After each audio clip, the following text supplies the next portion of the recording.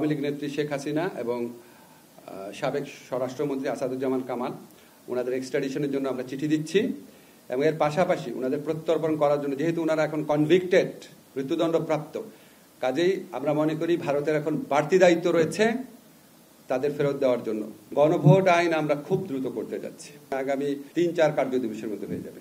আইন মন্ত্রণালয় যেটা করতো এটা সম্পূর্ণভাবে সুপ্রিম কোর্টের সচিবালয়ের হাতে চলে যাবে। বিচার কাজে নিয়োজিত যারা আছেন সেই বিচারকদের কন্ট্রোল, শৃঙ্খলা এবং ছুটির বিষয়াদি সুপ্রিম কোর্টের সচিবালয়ের হাতে চলে যাবে।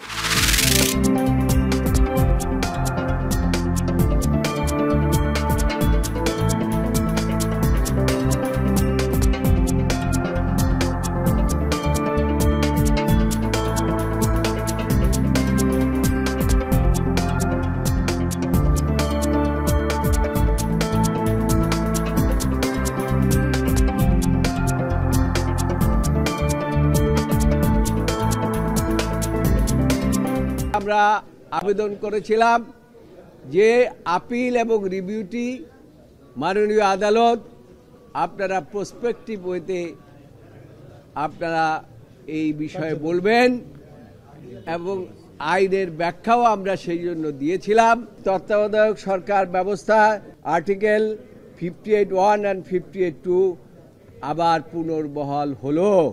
Revive, restore but not enforceable, কার্যকর না, কার্যকর হবে প্রসপেক্টিভলি। প্রসপেক্টিভ মিনিং দেয়ার বাই চতুর্দশ সংসদ নির্বাচনের পর থেকে, তার আগে নয়।